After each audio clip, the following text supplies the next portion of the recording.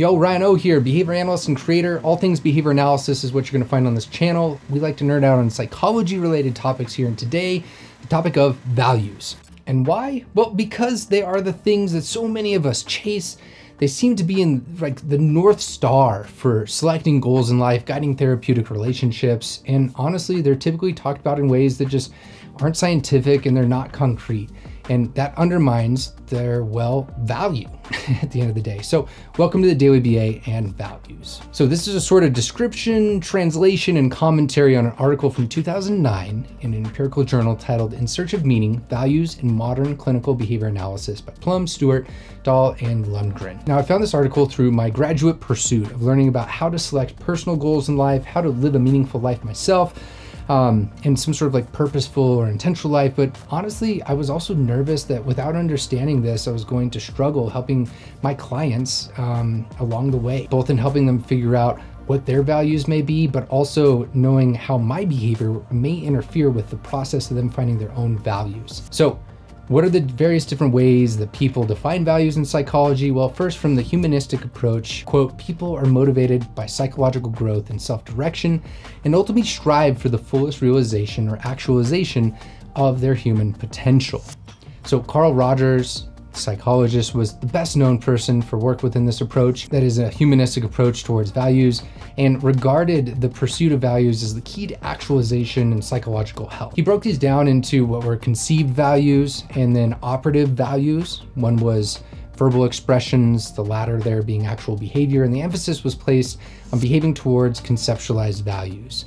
Now, from the positive psychology approach, Ken and Sheldon began work on values within this approach and has primarily looked at the effect on growth, development, and overall well-being of value-relevant behavior that he refers to as goal striving. Both humanistic and positive psychology areas of psychology are areas that first you won't find on this channel because the field of behavior analysis with which I am trained in and those of humanistic and positive psychology differ on philosophical assumptions and other things like measurement practices, but also, and number two, but probably more importantly, I'm just not fluent in them. So know that, and you might have to learn about those deep dives specifically somewhere else. So what is and why am I fond of this behavior analytic interpretation? Well, if we look back at the Plumb et al. 2009 article, they say, little empirical evidence within each approach. The scientific rigor does not correlate with the approaches of behavior analysis. Their approaches lack theoretical accounts or processes with respect to terms such as values, and they employ terms that remain relatively poorly specified at the level of basic behavioral processes, all of which can severely hinder the practicality of interventions. These principles, these core principles are things that we talk about a lot on this channel. So what does that leave us with? Well, first we need to define values. And for that definition, we're gonna go to Kelly Wilson, whom I've actually had on this channel.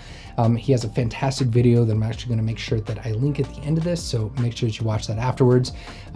Both Kelly Wilson and Dufrene wrote an article where they define values as, quote, freely chosen, verbally constructed consequences of ongoing dynamic evolving patterns of activity, which establish predominant reinforcers for that activity that are intrinsic in engagement in the valued behavioral pattern itself. So in the Plumb article, they are more specific and technical, but I'm going to work on translating this a bit more for a more general audience, the YouTube audience, right? So when it says freely chosen, what do they mean? Well, values aren't under aversive control. That is, someone else isn't telling you what you have to choose, or what you have to do isn't designed in a way such that you are forced to value certain things. Further, the environment is not arranged such that you have to obey some sort of rule, whether that be a dictator, a religion, etc. They are not based on rules in which your compliance is necessary. So that's the first part of this definition. Next is verbally constructed consequences. This area of research that I'm leaning upon relies on a model of language that's called relational frame theory.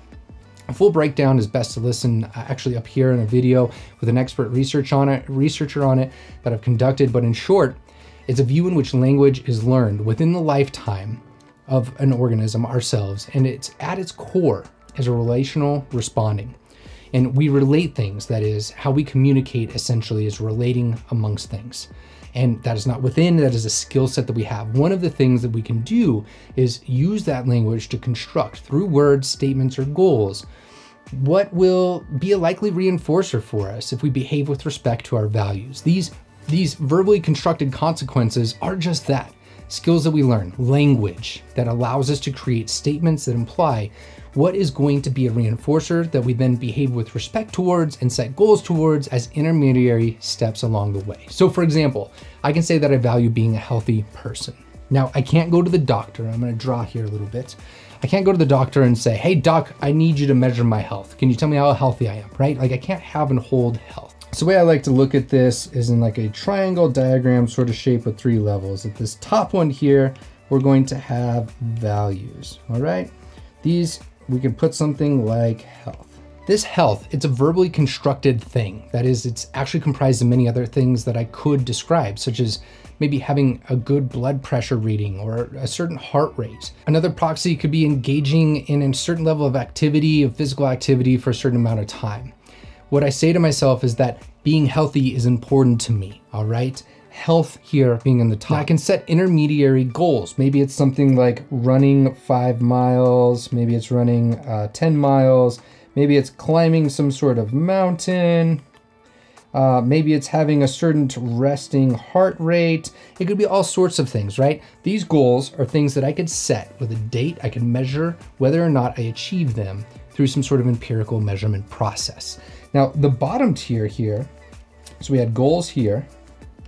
The bottom tier here is behavior, BX for short.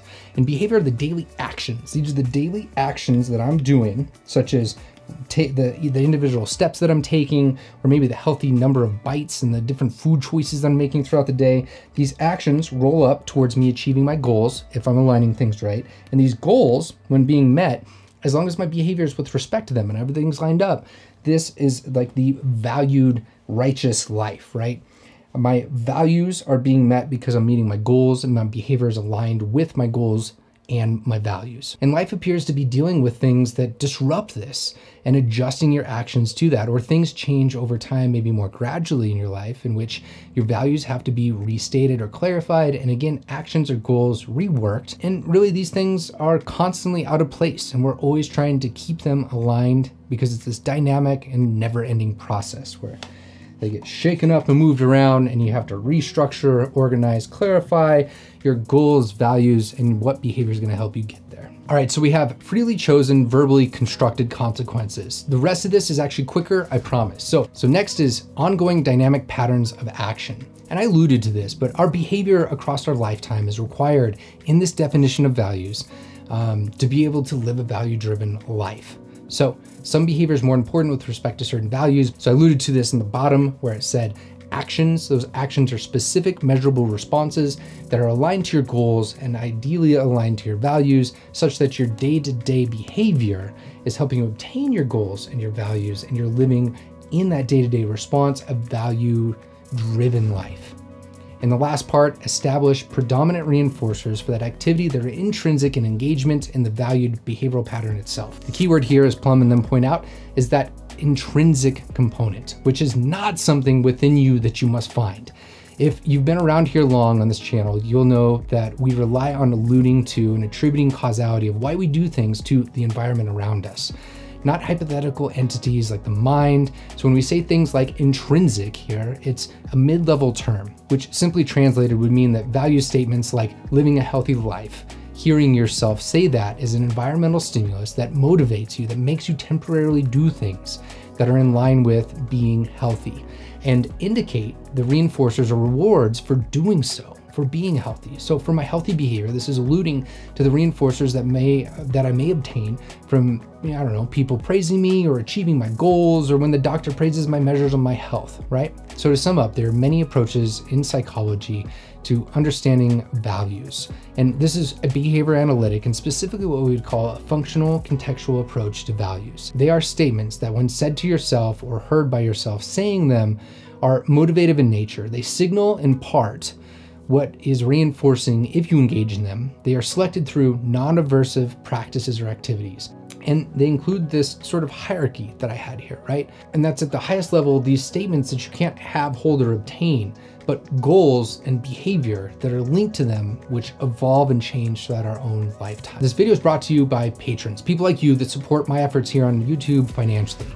For 3 years now, I've spent time and lost money, like actually lost money creating these videos because, well, I think they're important, the field's important, and there are important people doing important things that need to be heard, well, by people like you. So if that's something that you're for, consider supporting me on Patreon, link down below. I hope you learned something. Like, share, subscribe, like it actually makes a difference. And the full article for all you behavior nerds is down below. All right, so if anything, check that out, it's free access, and then consider supporting. Thank you, and that's your Daily BA.